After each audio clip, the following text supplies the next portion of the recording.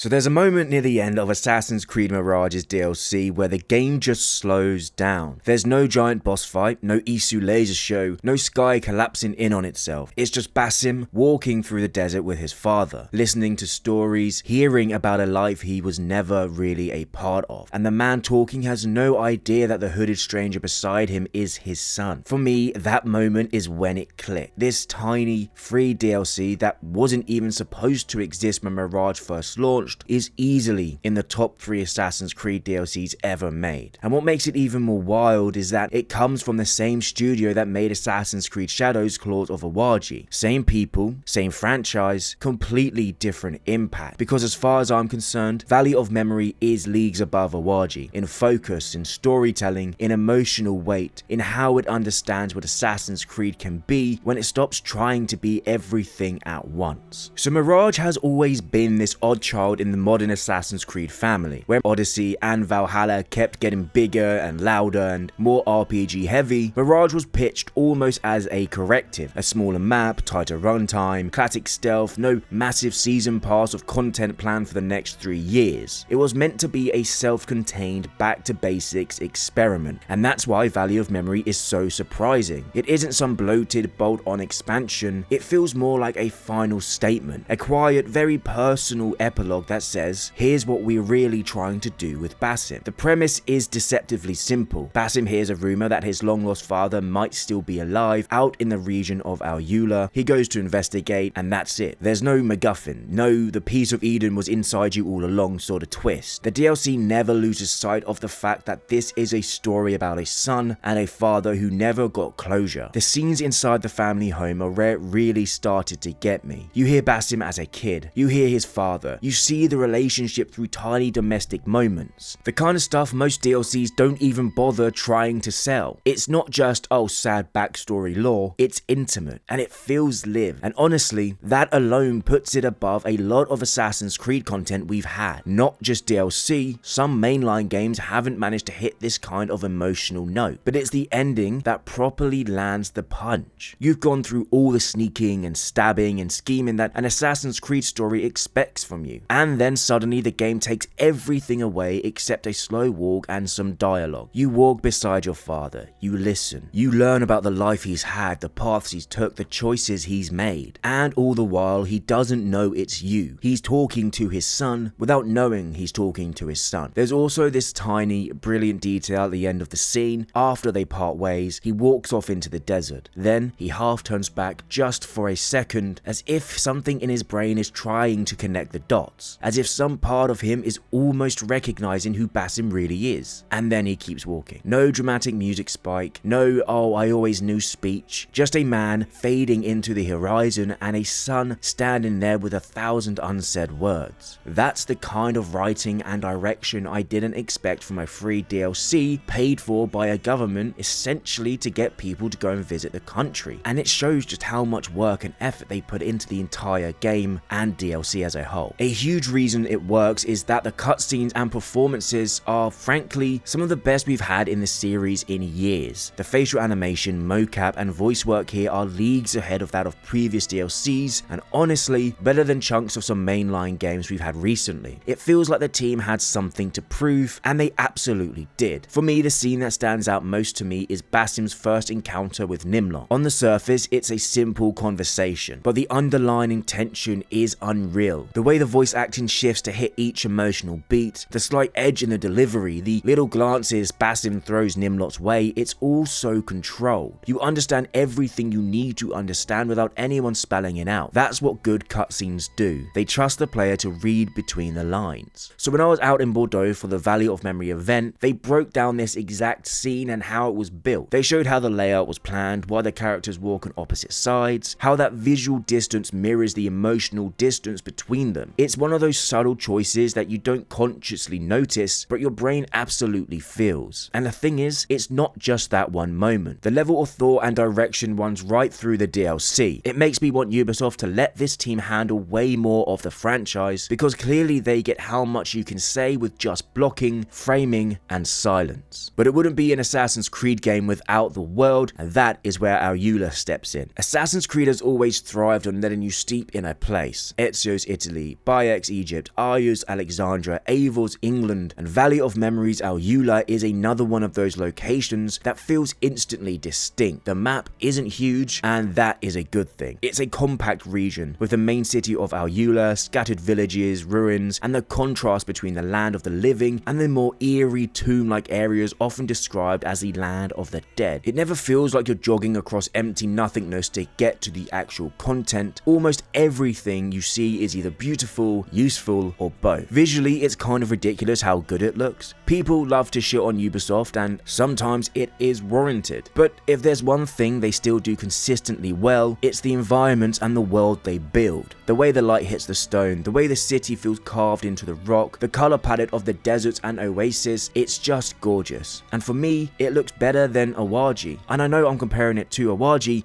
but these two DLCs have released in similar time frames. They also come from the same studio, so you kind of have to compare them in a way that doesn't shit on the developers, because we know that the devs do work hard on their content, and honestly, I just want to say thank you for both of them. But Claws of Awaji has this bigger, more spread out structure, right? Wilderness, villages, castles dotted around. It's cool on paper, but it also means you end up moving through a lot of space that doesn't always feel essential. Al Ula, by contrast, feels dense, considered, tuned around stealth and parkour and storytelling. Not just here is another big area because map big. It's kind of wild that both DLCs came from the same team. One feels like a decent add-on to a bigger experience. The other feels like a condensed thesis statement on what Assassin's Creed should be doing more of. And speaking of what Assassin's Creed should be doing more of, that is black box missions. And I am so happy these are back in a real way. Each major assassination in Valley of Memory gives you different entry points, different approaches, and actual reasons to scout, eavesdrop, and experiment. There's one mission near the end that really stuck with me. You need to get into part of a fort. The target is waiting for another guy to show up and sell him something. If you're paying attention, you can overhear guards talking about it. You can then track that person down, knock him out, steal his outfit, and just walk straight in. It's pure Hitman energy and reminds me of the costume changes you could do in Assassin's Creed Liberation. But there are other options too. You can pay a merchant to take you through. You can blow open a wall and create your own entrance, and I'm sure there are routes that I didn't even discover. What I love about that design is that it gives you all the tools and information you need, but it never guarantees that your plan will work perfectly. You can still blow it up, bump into a guard, get spotted free running, mistime a kill, and suddenly your beautiful little stealth puzzle dissolves into chaos. That's the magic of black boxes. The story of the mission becomes how you handle it, not just go to marker, press button to assassinate. This is the kind of thing I want Ubisoft to double down on. Not necessarily bigger maps, not necessarily more hours of content, just richer, deeper scenarios that allow for improvisation and replay. And the DLC doesn't just add content either, it quietly upgrades Mirage as a whole. There's the new tier 3 tool upgrades that let you lean into different playstyles. The explosive throw knife is ridiculously fun for clearing an area in seconds. Corrosive smoke that dissolves corpses, armor piercing blow darts, berserk traps. It's really the most interesting the toolkit has felt since launch. The new difficulty options as well, including hardened assassin, ultimate assassin, and configurable custom difficulties, really give the players more ways to tune the game. If you thought Mirage was too easy, you can actually make it bite back now with permadeath on top if you really hate yourself. But the biggest change for me is the parkour update. Free jump is back, ejects feel better, there's a new control preset that makes traversal smoother and more responsive. Suddenly running around Baghdad and Al Ula feels closer to the fantasy people remember from the classic Ezio days, which is great and fantastic, but it also raises a pretty obvious question. Why wasn't this in the game at launch? I am genuinely appreciative that Ubisoft came back and added this all for free, I truly am, but part of me can't help but think about the version of Mirage that might have existed if these parkour features had been there from day one. I think the reception would have been different. And while we're talking about movement, I have to mention the sprint motion blur on console. I get what Ubisoft were trying to do, make Basim feel faster by smearing the image a little bit, but it just ends up looking bad and distracting. When you've built a world this beautiful, the last thing I want to see is it turned into a blurry mess every time I decide to run. I will say, at the making of this video, Ubisoft have announced they are getting a toggle put into the game so players on console can turn it off and on, so thank you for addressing that, really appreciate it. But also, if any devs from Ubisoft ever stumble across this, I would genuinely love to hear the reasoning behind these choices. Why did features like free jump arrive in a later update? What changed? How come it wasn't added when when the game launched. If you are allowed to talk about it, please drop a comment down below or drop me a DM on Twitter. I think a lot of players would genuinely be interested in knowing the process behind all of those choices. Now, if there's one real criticism I have of Value of Memory overall, it's actually a compliment in disguise. I wish it were longer. Not because it feels incomplete, it doesn't. The story it sets out to tell, it tells. The arc of Basim and his father feels whole, and the DLC ends exactly where it should. I just wanted more time with this version of Assassin's Creed. More time with this level of cutscene direction, more time in Al Eula, more black box missions built with this much intent. And that leads to the bigger point I keep coming back to while playing. I would love to see Ubisoft Bordeaux given a full mainline Assassin's Creed game. Something that picks up where Mirage and Value of Memory leave off. Maybe Basim, as he trains Hytham, travels to Constantinople, dives deeper into the low-key Isu presence in his mind, but with the tone, focus, and craft we've seen here. Imagine a whole game where this is the baseline for storytelling and mission design, instead of something that shows up in a 5-6 hour DLC 2 years later. That is ultimately why I think Value of Memory is so special. It's not because it's free, it's not because it looks gorgeous or that the missions are well designed, it's that it remembers what Assassin's Creed is actually good at. Personal memory set against grand history, stealth and infiltration that rewards curiosity and planning, worlds that feel dense and intentional, not just big, characters who can break your heart with a single look back over their shoulder. Claws of Awaji is fine, it has its moment, but Value of Memory feels like the team finally firing on all cylinders, emotionally, mechanically, artistically. If this is what Ubisoft can do when you hand them a smaller, focused project and let them cook, I really hope we get to see what they can do with a full course meal. Ubisoft, let Bordeaux have another crack at a mainline Assassin's Creed game, hopefully as a sequel to Mirage. So guys and girls, in the comment section down below, let me know what you thought about the Value of Memory DLC. Did it live up to your expectations? Were you expecting more? Did you like the story direction? Did you like the world? All of that stuff, let me know down below. Let's get a discussion going. Also, if you guys enjoyed the video, a like would be greatly appreciated. Don't forget to subscribe for some more Assassin's Creed content, and I hope you all have an amazing day, and I'll see you in the next video.